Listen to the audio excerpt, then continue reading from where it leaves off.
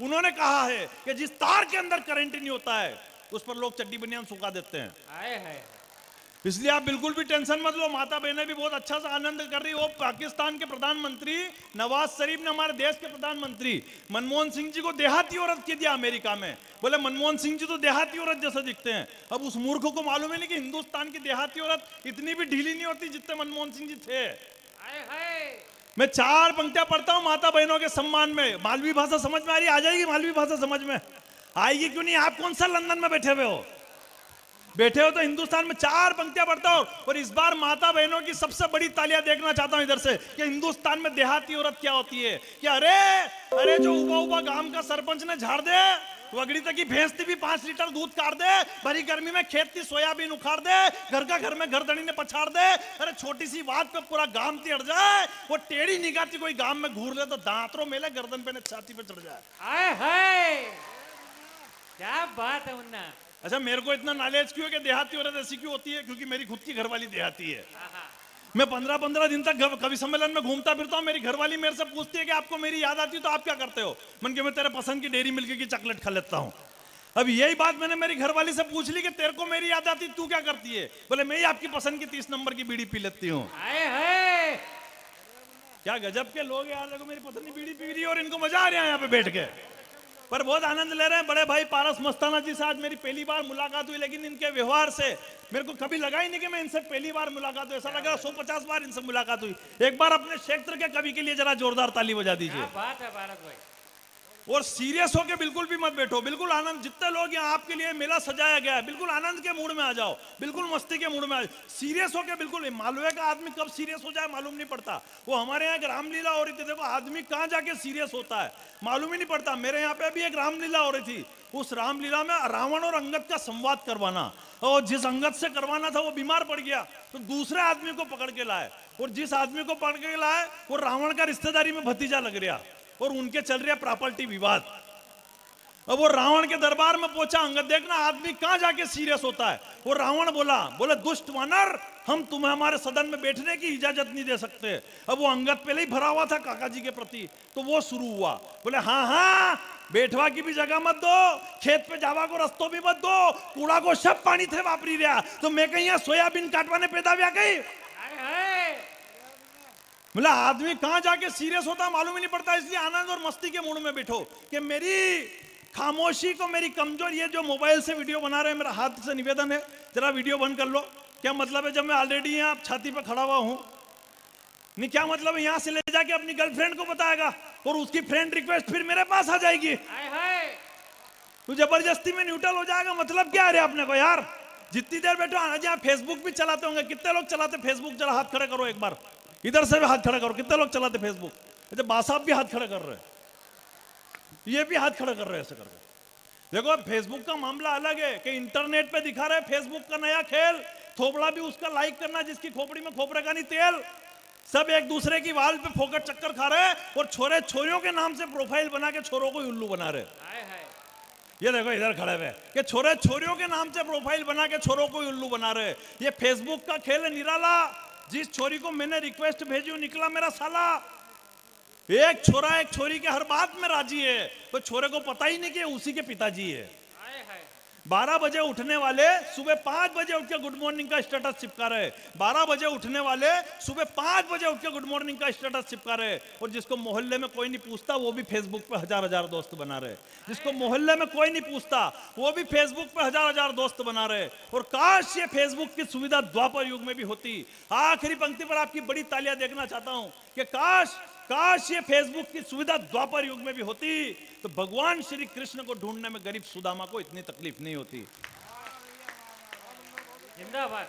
तब पंक्तियां पढ़ता हूं कि मेरी खामोशी को मेरी कमजोरी मत समझना, मैं आंखों से काजल समेट जाता हूं, और माइक पर आते ही अगर घनघोर तालियां ना बजे तो मैं वापस बैठ जाता हूं।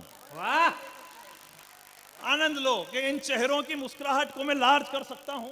ठंडे ठंडे इन दिसंबर को अप्रैल मार्च कर सकता हूं। मेरी हर बात पर जो आपकी खुशी छलकती रहे, मैं अभी के अभी आपकी बैटरी चार्ज कर सकता हूं। और नहीं कर सका तो भी आप मेरा कुछ नहीं बिगाड़ सकते, क्योंकि मैं मंदसौर से आया हूं। मंदसौर का नाम मंदोदरी के नाम से पड़ा है। मंदोदरी रावण की बीबी थी और रावण मेरे फूफा जी लगते हैं। हालांकि मुझे इस बात का कोई घमंड नहीं है, क्योंकि रावण प्रकांड विद्वान, राजनीतिज्ञ, महाप्रतापी, महापराक्रमी, महाबलशाली, महाज्ञानी, महापंडित और विश्व विजेता था। उसमें लाख बुराई थी, लेकिन उसने कभी भी अपने बेटे, मंत्री, संतरी, कुलगुरु और यहां तक कि लंका की प्रजा से एक बार भी ये नहीं कहा कि चैनल को सब्सक्राइब करके बेल आइकन बजा दीजिए। हाय हाय। बोले आना, कॉन्फिडेंस अपना काम करता, अनुभव अपनी जगह। और मैं तो जहां से आया हूं वहां के लोगों का कॉन्फिडेंस ही अपने आप में गजब है। मैं मंदसौर से, हमारे यहाँ का कॉन्फिडेंस ही गजब है। हमारे यहाँ लोग छत पे छतरी सेट करने चढ़ते हैं और पड़ोसन सेट करके नीचे उतर जाते हैं। क्या बात है। ये आनंद है हमारे यहाँ की मस्ती। देखो, लेकिन मुझे आप केवल 10 मिनट देना, 15 मिनट सुनाऊंगा, 20 मिनट में बैठ जाऊंगा। ये बात मैं हर आधे घंटे में बताता रहूंगा, जब तक कि मेरा 1 घंटा पूरा नहीं हो जाता। हाय हाय। आदमी आया है तो अपना उद्देश्य पूरा होना चाहिए, और जिस उद्देश्य से आए। और ये बात में हमने भगवान श्री राम से सीखी है। भगवान श्री राम ने हमें बताया है कि तीनों ही लोक में रघुकुल का ऊंचा नाम कर दिया, लिया अवतार जिस देश से वो पूरा काम कर दिया। भगवान श्री राम के तो चरण ही अपने आप में कमाल है।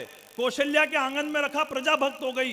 अहिल्या की शिला पर रखा, श्राप मुक्त हो गई। मिथिला के स्वयंवर पहुंचे, सीता राम में लीन हो गई। दंडकारण्य वन में पहुंचे, धरती असुरों से विहीन हो गई। निषाद राज की कुटिया में पहुंचे, मित्रता अपार हो गई। केवट की नैया पर बैठे, भवसागर के पार हो गई। केवट की नैया पर बैठे, भवसागर के पार हो गई। सबरी की कुटिया में पहुंचे, असुरों की धारा उमड़ गई। हनुमान की हथेली पर रखा, भक्त की कीर्ति दुनिया में बढ़ गई। रामेश्वरम की सागर के तट पर रखा, रामेश्वरम की नींव गड़ गई। लंका की धरा पर रखा, लंकेश की नींद उड़ गई। और आखिरी लाइन पर आपकी तालियां देखना चाहता हूं कि जो रखा कदम लॉकडाउन में दूरदर्शन पर, तो उस गरीब की टीआरपी बढ़ गई। वाह वाह वाह वाह वाह वाह वाह वाह। वो हमारे यहाँ मोगली भैया बैठे, मैं प्रणाम करता हूँ। हमारे यहाँ पे दूरदर्शन पे रामायण आ रही थी, तो मेरे पड़ोस के भुआ जी बोले भला हो इस कोरोना का जो राम जी के दर्शन करा दिए। मैंने कहा ये तो अच्छा रहा भुआ जी, आपको कोरोना हुआ नहीं, हाय हाय। वरना यमराज के भी हो सकते थे। बोले कोरोना में ऐसी ऐसी स्थितियां हो गई कि दिल की हसरतों को दिल में दबाना तक सीख गए। जब फुल लॉकडाउन लगा हुआ था, हम सामने बैठे हुए सर पे, एक बात पहुंचाता हूं, मजे लेना अगली बात की। जब फुल लॉकडाउन लगा हुआ था, बीच में नवरात्रि आई, मैंने हिम्मत करी कि मेरे को आज नवरात्रि में माता जी के दर्शन करने के लिए जाना। फुल लॉकडाउन में, जब पैक लॉकडाउन लगा हुआ, कोई घर से बाहर नहीं लगा, मैंने हिम्मत करी घर से बाहर निकलने की, माता जी के दर्शन करने की। मैं घर से बाहर निकला, हमारे यहाँ गांधी चौराहे पे 2 लट्ठ पड़े, मेरे पुलिस वालों के 2 लट्ठ। लेकिन बंदे ने हिम्मत नहीं हारी, आखिर में माताजी के मंदिर में पहुंचा। मंदिर पहुंचा, माताजी मंदिर में थे ही नहीं। मैंने कहा चलो पशुपतिनाथ के दर्शन कर लो। मंदिर में पहुंचा, वहां पे पशुपतिनाथ जी भी नहीं। उसके बाद में गणेश जी के मंदिर में पहुंचा, वहां दर्शन करने आया, गणेश जी भी मंदिर में नहीं। उसके बाद हमने मेरे यहाँ पे बस स्टैंड पे बालाजी, मैंने कहा इनके दर्शन कर लो, बस स्टैंड पे बालाजी भी नहीं। आखिर गांधी चौराहे पे फिर 2 लट्ठ पड़े और घर पे पहुंचा। बाद में फिर जैसे अनलॉक हुआ तो मैं माताजी से शिकायत लेकर पहुंचा कि माताजी मैं 2 लट्ठ पुलिस वालों का खा के आया था और आपने मुझे दर्शन नहीं दिए। तो माताजी ने कहा बेटा वो नवरात्रि चल रही थी, पूरा लॉकडाउन लगा हुआ था, पूरे देश में फुल लॉकडाउन लगा हुआ था, किसी भी व्यक्ति के यहाँ पैसे कौड़ी की कोई कमी नहीं आ जाए, इसलिए मैं लक्ष्मी का रूप धारण करके लोगों के घरों में विचरण कर रही थी। वाह वाह वाह वाह मुन्ना। उसके बाद मैं भोलेनाथ जी के मंदिर में पहुंचा। मैंने कहा पशुपतिनाथ जी में 2 लट्ठ खा के आपके दर्शन करने आया और आपने मुझे दर्शन नहीं दिए। बोले मैंने तो अपने सर पे गंगा विराजित कर रखी है, मैंने पूरी नगर पालिका का काम संभाल रखा था कि किसी भी व्यक्ति के यहाँ पानी वानी की कोई कमी नहीं आ जाए, इसलिए मैं लोगों का नगर पालिका का काम संभाल रहा था। उसके बाद में गणेश जी के पास पहुंचा। मैंने कहा गणेश जी में 2 लट्ठ खा के आपके दर्शन करने के लिए आया और आपने मुझे दर्शन नहीं दिए। बोले मैं तो रिद्धि सिद्धि का दाता हूं, मैंने तो पूरा ही कारोबार संभाला, किसी भी गरीब के यहाँ खाने पीने की कोई कमी नहीं आ जाए, इसलिए मैं उनके घरों में विचरण कर रहा था। उसके बाद में बस स्टैंड बालाजी पर आया। तालियां आपकी बड़ी उठे अगली बात पर। उसके बाद में बस स्टैंड बालाजी पर आया। मैंने कहा बालाजी में 2 लट्ठ खा के आपके दर्शन करने के लिए आया, न तो अभी सीता जी को ढूंढने जाना था, न किसी रावण की लंका में आग लगानी थी, आप कहां चले गए थे? तो बस स्टैंड बालाजी ने मेरे को जवाब दिया कि बेटा जो तेरे गांधी चौराहे पे 2 लट्ठ पड़े थे नहीं, वो मैं ही था, वो पुलिस वालों के रोल में मैं ही था। जिंदाबाद। मतलब मैंने पुलिस वालों का रोल अदा कर रखा था, तो ईश्वर किस रूप में आ जाए पता ही नहीं चलता। और आज तो यहाँ पुलिस वाले बैठे, आप बहुत बढ़िया सुन रहे हैं। मैं लगभग 15 दिन से कवि सम्मेलन में हूँ, हकीकत कर 15 दिन से लगातार कवि सम्मेलन में हूँ। लेकिन जितना बढ़िया आज खोर की जनता सुन रही है, उतना हिंदुस्तान में कहीं पे भी नहीं सुना गया हमको। वाह प्रणाम करता हूँ आपको। हालांकि इतना भावुक होने वाली कोई बात नहीं, ये बात मैंने कल जयपुर में भी कही थी। हाय हाय। ये हमारा रोज का ही काम है, उसमें टेंशन वाली मत। लेकिन ईश्वर किस रूप में आ जाए मालूम ही नहीं पड़ता। मैं 4 पंक्तियां पढ़ता हूं जो मेरी सबसे ज्यादा वायरल पंक्तियां है कि इंसाफ नहीं मिलेगा यहाँ लिखने से मोबाइल में पुलिस वालों की यहाँ उपस्थिति है। 4 पंक्तियां इनके सम्मान की पढ़ना चाहता हूं। हिंदुस्तान में किसी भी बेटी के साथ कोई दुराचार हो जाता है तो हम केवल फेसबुक पर अपनी एक पोस्ट डाल के अपने कर्तव्य की इतिश्री करते हैं। माता बहनें इधर बैठी हुई, मैं आपकी भी बड़ी तालियां देखना चाहता हूं। हिंदुस्तान में किसी भी बेटी के साथ कोई बलात्कार हो जाता है तो हम केवल फेसबुक पर अपनी एक पोस्ट डाल के अपने कर्तव्य की इतिश्री कर लेते हैं। लेकिन इस हिंदुस्तान में अब होना क्या चाहिए, मैं 4 पंक्तियां अपनी पढ़ता हूं और इस पूरे पांडाल का आशीर्वाद देखना चाहता हूं कि अब हिंदुस्तान में होना क्या चाहिए कि इंसाफ नहीं मिलेगा यहां लिखने से मोबाइल में। बड़े लोग मेरे सामने बैठे हैं कि इंसाफ नहीं मिलेगा यहां लिखने से मोबाइल में। अब वही करना है जो होता है अरब और इजराइल में, और चाहते हो कि सुरक्षित रहे बेटियां इस देश में तो बलात्कारियों को निपटा दो हैदराबाद स्टाइल में। वाह, क्या बात है मुन्ना। तो बलात्कारियों को निपटा दो हैदराबाद स्टाइल में। प्रणाम। पुलिस अपना काम ईमानदारी से करना चाहती है, लेकिन दुख तो तब होता है जब पुलिस के ऊपर पत्थर फेंके जाते हैं, थूका जाता है और कोई मानव अधिकार वाला इनके समर्थन में जाकर खड़ा नहीं होता है। तब एक मंच से मुन्ना बेटी एक कविता खड़ी करता है कि एक खाकी के जीवन में कितना दर्द। पुलिस वालों को कोई कम टेंशन होती है क्या? पुलिस वालों के सबसे ज्यादा टेंशन होती है, इनके ऊपर से टेंशन आती है और ये अपने को पकड़ा देते हैं। सही कहना। वो पिछली केंद्र की सरकार में तो एक मिनिस्टर साहब ने घोषणा कर दी थी, बोले अब जो खुले में शौच करने जाएगा उसे पकड़ के अंदर बंद कर देंगे। कौन कर रहा बंद? मिनिस्टर साहब आ रहे बंद करने कि गांव के लोग एक दूसरे को करेंगे करना। बेचारा पुलिस वालों को इनके जीवदोरी कितनी टेंशन हो गई। सवेरे 5 बजे मुखबिर को फोन आएगा कि भेरियो खेत की वागड़ पे बैठो, इन गिरफ्तार करो। नहीं, ये अगर ढीले ढीले पहुंचे ने भेरिया निपट ले तो वाह क्या। और ज्यादा टेंशन उसको भी लोन सबूत भी तो को। वाह वाह वाह वाह, सबूत का जवाब नहीं। एक बार जोरदार तालियां मुन्ना के लिए। और वो अगर थाने पे जाए बा, तालियां तो अगली बात पे बजाना कि वो अगर थाने पे जाए बा नट जाए कि ये मेरी है ही नहीं। आए हाय, तालियां है ही नहीं, जरा ढंग से बजाए एक बार जरा। पुलिस वालों के कितनी टेंशन। मेरे शहर में तो मोगली भैया तो यहाँ ट्रांसफर लेके आ गया, पर मेरे शहर में तो जगह जगह कैमरे लगा रखे पुलिस वालों ने। बस स्टैंड पे कैमरा, गांधी चौराहे पे कैमरा, रेलवे स्टेशन पे कैमरा। तो और ज्यादा पुलिस वालों की टेंशन खड़ी हो गई। वो एक मंचले ने फोन लगा दिया बेवड़े ने थाने पे, बोले सर वो बस स्टैंड का कैमरा चालू है क्या? बोले हाँ चालू है, क्या हो गया वहां पे? बोले सर वहां पुलिस वाले खड़े हैं क्या? बोले हाँ खड़े हैं, क्या हो गया वहां पे? बोले नहीं वो रतनगढ़ की बस खड़ी के निकल गई, बता दो जरा सा। बोला हंसने के लिए हिंदुस्तान में। अच्छा, पुलिस वालों की धमक बड़ी तगड़ी होती है, मैं तो धमक में ही आ गया हूँ आज यहाँ पे। सही कह रहा, पुलिस वालों की धमक बड़ी तगड़ी होती है। मेरे यहाँ पे एक बाजे वाला जुआ खेल रहा था, मजे ले लेना अगली बात पे। बाजे वाला जुआ खेल रहा था, रात को पुलिस वाले तोड़ गए उसको, रात भर कूटा थाने पे, और सुबह 8 बजे उसको जमानत पे छोड़ा, और ठीक 11 बजे उसको माताजी पूजन करने के लिए जाना। देखना, रात भर कूटा उसको, 8 बजे जमानत पे छोड़ा, और ठीक 11 बजे उसको माताजी पूजन करने के लिए जाना। धमक कितनी तगड़ी होगी तो देखना। आगे बाजे चल रहे, पीछे औरतें चल रही, और बाजे पे गाना चल रहा। शेर पे सवार आइयो मोरी माँ, आइयो मोरी माँ, सोनारा झांझरी बाजी रहा ओ माँ सोना। भाभी जी कितना मजा आ रहा है, देखो मैं इधर से गा रही हूँ कर रही, ये देखो ये इनकी तरफ देखो कर रही, देखो कि रात भर क्या कितना मजा आ रहा है कि सोना पे सवार आइयो मोरी माँ, आइयो मोरी माँ, सोनारा झांझरी बाज। वो बाजे वाला आगे चल रहा, पीछे औरतें चल रही, और वही चौराहे पे साफ चालान फाड़ रहे गाड़ियों का जिन्होंने रात को उसको कूटा। तो बाजे वाले की निगाह सांप पे पड़ी, और सांप की निगाह बाजे वाले पे पड़ी, तो बाजे वाला देख के ही संपट भूल गया, गाना ही चेंज। ओए रात भरी कूटा लटका के मारी माँ, बोली रहा ओ माँ, हाथ पग मारा बोल रहा, अब मैं जुलम न करूँ मारी माँ। तालियां बजा एक बार जरा ढंग से।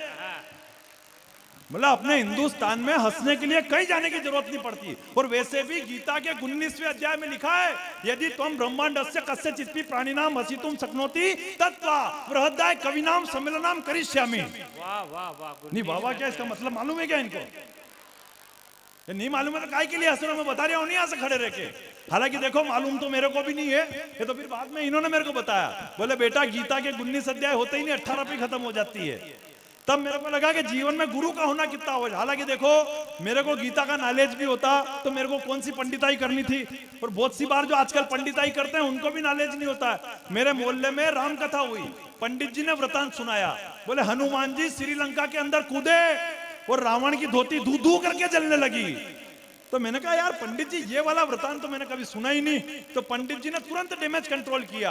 उन्होंने कहा बेटा नहीं बेटा, आंख तो हनुमान जी की पूंछ में ही लगी थी, रावण की धोती तो धो के ने तार पर सुखा रखी थी, उसने आंख पकड़ ली। वाह वाह वाह मतलब अपने यहाँ डैमेज कंट्रोल करने के मामले, और हम कवि क्या है, हम सब डैमेज कंट्रोल करने के मामले में माहिर है जितने कवि। आज तो खैर ये मध्य प्रदेश में भाजपा की गवर्नमेंट है यहाँ पे, तो हम यहाँ राजस्थान में जाते हैं हम कवियों की टेंशन हो जाती है। 90% कवि भाजपा वाले होते हैं और मंच पे क्या करना टेंशन। आ जाओ, क्या बात है। जोरदार ताली सरपंच साहब के लिए भी। एक तो जैसे ही वो मंत्री जी कह गए कि 1.25 करोड़ रुपए दिए हैं और सब मेले पे ही मत लगा देना, तो मेरे टेंशन हो गई कि मेरा पेमेंट कहां से होगा आज। लेकिन बहुत प्रणाम करना, इतनी यंग उम्र में, वैसे तो हम कहीं सरपंच और वगैरह मिलते रहते, लेकिन यंग उम्र में जितनी आप ऊर्जा से काम करते हैं, एक बार जोरदार ताली बलराम जी के लिए। क्या बात है। ये ताली मैंने इसलिए बजाई ताकि मेरा पेमेंट राजी खुशी हो जाए। लेकिन मुझे आज कोई टेंशन वाली बात नहीं। मैं पुलिस वाले की जमानत पे, पहला ऐसा व्यक्ति जो पुलिस वाले की जमानत पे यहाँ आया है। लेकिन मैं प्रणाम करता हूँ। मैं देखो, एक तो क्या बीच में कोई आ जाता है तो मुन्ना बेटी भूल जाता है, और जाट साहब आपने जो आके मेरी लाइन भूलवाई है मैं हमेशा ही याद रखूंगा। लेकिन मैं देखो, मैं कहा ना, मैं राम कथा, हम कवि क्या, हम सब डैमेज कंट्रोल करने में। आज तो क्या भाजपा की सरकार है, हम राजस्थान में जाते हैं हमारे कवियों की टेंशन हो जाती है। राजस्थान में कहना क्या है, 90% कवि भाजपा वाले होते हैं और हमको होटल में आके आयोजक चमका के जाते हैं। राहुल गांधी के खिलाफ कुछ भी मत बोलना। अब हमारे टेंशन के मंच पे करना, वो एक मंच पे तो अभी इधर भिलवाड़ा की तरफ, एक मंच पे तो मैं जाके भूल गया कि करना क्या। मैंने जाते ही कि मैं जो राहुल जी को उधेड़ना शुरू किया, और सामने से अध्यक्ष जी बैठे हुए और ऐसे ऐसे कर रहे, और मेरे को लग रहा है कि इनको मजा आ रहा, तो मैंने और उधेड़ना शुरू किया। फिर नीचे से एक पर्ची आई, बोले बेटा मंच कांग्रेस का है, आज पेमेंट लेके जाएगा कि अटैची भी यहीं छोड़ के जाएगा। हाय हाय हाय। तो मैंने तुरंत डैमेज कंट्रोल किया, और जो डैमेज कंट्रोल किया उस पर ढंग से ताली बजा। मैंने तुरंत डैमेज कंट्रोल किया। मैंने कहा राहुल, अगर 97 पे आउट नहीं होता तो भारत आज वर्ल्ड कप जीत जाता। हाय हाय। बोला अपन तो क्या डैमेज कंट्रोल करने में, हालांकि देखो मेरे को भी उस व्यक्ति के लिए डैमेज कंट्रोल करना पड़ा जिसने पूरी कांग्रेस को ही डैमेज कंट्रोल करके रख रखा है। हाय हाय। सही कह रहा हूं। अभी उत्तर प्रदेश के चुनाव में राहुल जी ने घोषणा कर दी, बोले मैं पांडव हूं बाकी सब कौरव है। मंच से घोषणा करी, बोले मैं पांडव हूं बाकी सब कौरव है। तो पूरे भाजपा के लोग पीछे पड़े उनके। बोले कैसे कह दिया अपने आप को आपने पांडव, कैसे कह दिया अपने आप को अपने पांडव। तो राहुल जी ने पीए से पूछा कौन थे रे पांडव। हाय हाय। बोले तेने बुलवा तो दिया मेरे से, अब मेरे को तो ध्यान नहीं कौन थे पांडव। तो पीए ने बताया सर ये पांडव जो थे ये महाभारत के एक पात्र थे। बोले नहीं दिखाओ मेरे को कौन थे पांडव। आखिर कार्यालय पे टीवी मंगाई गई, टीवी के अंदर महाभारत चलाई गई। अब संजोग से वो वाला दृश्य चल गया, इधर पांडव मुंह लटका कर बैठे हुए, इधर द्रौपदी की साड़ी खींची जा रही, ऊपर से ऐसे करके भगवान श्री कृष्ण साड़ी दे रहे। तो ये दृश्य देख के राहुल जी को गुस्सा आ गया। बोले ये क्या दिखा रहे हो मेरे को, एक महिला की साड़ी खींची जा रही है और ये 5 मूर्ख मुंह लटका कर बैठे हुए हैं, कौन है मूर्ख। वाह वाह वाह वाह वाह। तो वो पीए ने बताया सर यही पांडव है। तो वो बोले वाह, तो फिर उधर के आदमी का नाम लेने के लिए बोलते थे। बोले सर वो कौरव है, उनका आदमी तो खींच रहा है। तो तालियां अगली बात पे।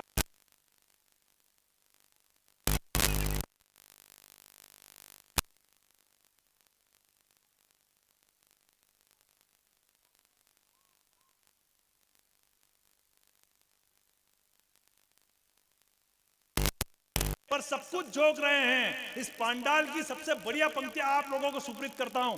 अगर आपके समझ में आ जाए तो पीछे तक के लोगों की तालियां देखना चाहता हूं कि होता नहीं कुछ उनसे, पर सब कुछ जोक रहे हैं। ये जो चुनाव के टाइम पे कभी भगवा धारण कर लेना, कभी कोर्ट पे जनेऊ लगा देना, कभी उनकी बहन के द्वारा गंगा में जाकर डुबकी लगा देना चुनाव के टाइम पे, बाद में कभी नजर नहीं आता। मैं 4 पंक्तियां पढ़ता हूं कि होता नहीं कुछ उनसे पर सब कुछ झोंक रहे हैं।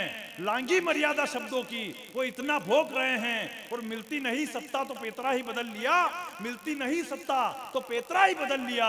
कल मजार धोग रहे थे, आज मंदिर धोग रहे हैं। क्या बात है, जिंदाबाद। कल मजार झोंक रहे थे, कल मंदिर, लेकिन अपने क्या लेना, अपन तो देखो राजनीति में कोई बात नहीं करते। मैं तो दो ही तरफ की पार्टी का बैलेंस करके चलता हूं। मेरे शहर में तो भाजपा कार्यालय से फोन आया मेरे को, बोले मध्य प्रदेश में योजना आई अभी काम के बदले अनाज, तो मंत्री जी भोपाल से निकल चुके हैं, वो जब तक नहीं आए तब तक आप थोड़ी देर पब्लिक का मनोरंजन कर दो। मैं भी चला गया, साथ में एक व्यक्ति को और साथ में उठा के ले गया। मैंने आधा घंटा पसीना बहाया, आधा घंटा साथ वाले ने पसीना बहाया। बाद में मंत्री जी आए, योजना समझे काम के बदले अनाज, और निकल लिए। बाद में फिर मैंने पार्टी कार्यालय से बोला, भाजपा पार्टी कार्यालय से, मैंने कहा अब हमारा भी हिसाब कर दो। तो 1.5 किलो गेहूं मेरे को, वो 250 ग्राम चावल साथ वाले को। ये क्या है? बोले बेटा योजना यही थी, काम के बदले अनाज। बोले अपन तो बेला, और मैं तो क्या, हिंदुस्तान में आदमी खुद भी उलझ रहा, दूसरों को भी उलझा रही है। ऐसे ही होता है हिंदुस्तान में। मैं भी शमशान पे, क्या एक आदमी पीछे से मेरे को बोल रहा, बोले भाई साहब ये लकड़ी सीधी जमाओ चुभेगा, लकड़ी सीधी जमाओ चुभेगा। मैंने कहा तू सोई रहो गई, तू सोई रहे हो तो गादी बिछवाई दूं? वे जन के जानो चुपचाप पड़े हो तो थू का बीच में मगजमारी कर रहे हो। मतलब हिंदुस्तान में आदमी खुद भी उलझ रहा, दूसरों को भी उलझा रहा। मैं अभी केबीसी में, हमारे पास में रहता है गिरधारी लाल जी, उनका केबीसी में नंबर लग गया, तो उनको अमिताभ बच्चन ने पूछा, बोले बताओ डल झील कहाँ पे? पंजाब में, हरियाणा में, मध्य प्रदेश में, क्या जम्मू कश्मीर में? वो बोला मेरे भाई के फोन लगाऊं। बोले क्या नाम है तेरा भाई का? बोले जग्गू। बोले कंप्यूटर जी जग्गू को फोन लगाया जाए। वो जग्गू के फोन लगा के पूछ रहे, बोले दादा भाई डल झील कटे, तो जग्गू उल्टा गला पड़ा उधर से। बोले पहला तो तू ये होता, टीवी को रिमोट क्या मिलियो ना, मोटरसाइकिल की चाबी मिल रही, दादा को बीपी बढ़ रही और मना गोरियां कितनी लाइन देनी। तो अमिताभ बच्चन जी ने बोला कि 50 लाख का सवाल पहले पूछेगा, मोबाइल के पहले पूछो इससे। मतलब हिंदुस्तान में आदमी खुद भी को भी उलझा रहा। मैं अभी जयपुर गया था कवि सम्मेलन करने, मेरे को वहां एक अंग्रेज मिल गया। मैंने उस अंग्रेज से पूछा, मैंने कहा तुम अंग्रेज लोग खुश कैसे होते हो? पूरे हिंदुस्तान में इतना बड़ा मुंह लेके घूमते रहते हो, तुम्हारे चेहरे पे मैंने आज तक कभी खुशी नहीं देखी, तुम लोग खुश कब होते हो? तो उसने बोला हमारे यहाँ जब कोई बड़ी मिसाइल बना दी जाती है, किसी दूसरे देश पे अटैक कर दिया जाता है, हमारे यहाँ की जीडीपी ग्रोथ बढ़ जाती है, तब जाके हमारे चेहरे पे बिल्कुल इतनी सी मुस्कुराहट आती है। कितनी? बिल्कुल इतनी सी। अब उसने पकड़ से पूछ लिया, बोले तुम हिंदुस्तानी लोग खुश कैसे होते हो? और मैंने जो जवाब दिया उसका आनंद ले लेना। उस अंग्रेज ने पकड़ के मुझसे पूछ लिया, बोले तुम हिंदुस्तानी लोग खुश कैसे होते हो? मैंने कहा हमारे यहाँ तो खाली तरबूज मीठा निकल जाए, उसमें भी भगवान की सुगंध आसपास के 4 लोगों को जाके बताते हैं कि आज केवल आधा किलो का लाए थे और पूरा का पूरा लाल निकल गया। बोला अपन में पास तो कई तरीके की टेक्निक है। मैं भी उदयपुर गया था कवि सम्मेलन करने, वहां पे अंग्रेज की कार के ऊपर एक कुत्ते ने टांग ऊंची कर दी। अब वो अंग्रेज अंग्रेजी में भगा रहा कुत्ते को, go from here, go from here, go from. कुत्ता भी शकल देख रहा है कि मेरे को नहीं कह रहे दिखे, क्योंकि उसको अंग्रेजी आती नहीं है। तो मैं पास में गया, मैंने कहा भाई साहब ये हिंदुस्तान है, यहाँ पे कुत्ते को ऐसे नहीं भगाते, टेक्निक लगानी पड़ती है। वो बोला व्हाट इज दिस टेक्निक? मैंने कहा धोड़, भाग गया कुत्ता। महिलाएं बैठी हुई, इनको कोई कम टेक्निक आती? हिंदुस्तान में सबसे ज्यादा अगर किसी के पास टेक्निक है तो महिलाओं के पास सबसे ज्यादा।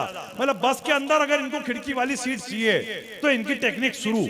जाते हैं कि हमें बिल्कुल भावुक होकर बोलती है, भाई साहब थोड़ा उधर खिसक जाओ नहीं, मेरा जी घबरा रहा है। ने अगर वो फिर भी सीट नहीं छोड़े तो हाथों हाथ दूसरी टेक्निक। मालूम पड़ा कि वो सीट तो ठीक है, आगे पीछे की भी खाली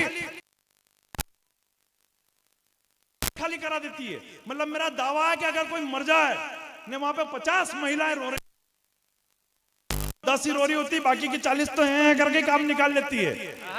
सही कह रहा, मेरे पास में कोई शांत हो गया, मैं पीछे ही पीछे खड़ा हुआ हाथ बांध के, फिर पीछे तो 3 महिलाएं टेक्निक से ही बातें कर रही, रो की बातें कर रही, मालूम ही नहीं पड़ रहा रोरी की बातें कर रही। वो पहली वाली बोली दूसरी वाली से, बोला दीदी बना के फोन लगे, बना के फोन नहीं लगी रहो दीदी।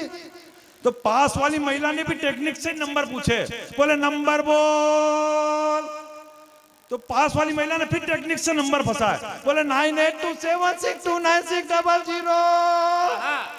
अरे मजे तो आप लेना ताली बजा के। वो पीछे से तीसरी महिला बोली, अरे अच्छा नहीं भाईजान, लारी रोमती आगे 0 लगे लीजिए, राजस्थान की सीम है, ढंग से बजा एक बार जरा। देखो मेरे पास कई तरीके की टेक्निक। कोरोना कई जगह काम आया, और हिंदुस्तान में कोरोना कई जगह काम में आया। वो पाकिस्तान वालों के भी कोरोना बहुत काम में आया। जब अपने हिंदुस्तान में रफेल आया था तो पाकिस्तान ने भी जोश जोश में फोन लगा दिया फ्रांस वालों को, बोले कितने का है? वो फ्रांस ने जैसे ही कहा 16,000 करोड़ रुपए का, तो पाकिस्तान ने बात पलट दी, बोला आपके यहाँ कोरोना के कितने मरीज चल रहे हैं? वो फ्रांस ने फिर बोला, बोले कितने पैक करना है, तो उसने फिर बात पलट दी, बोला आपके यहाँ वैक्सीनेशन हो गया क्या। तो फ्रांस वालों ने जो 4 पंक्तियां पाकिस्तान को कही, बस इन 4 पंक्तियों से मुन्ना बैटरी को विदा कर देना। पाकिस्तान ने 4 पंक्तियां फ्रांस वालों को कही कि ये वो फाइटर है बेटा जिससे पूरा जमाना दूसता है, बात मुद्दे की भी करो तो तुझे मजाक ही सूझता है, और भाड़े के आतंकियों को बॉर्डर पर भेजने वाले औकात तेरी तमंचे की नहीं। और भाव रफेल के पूछता है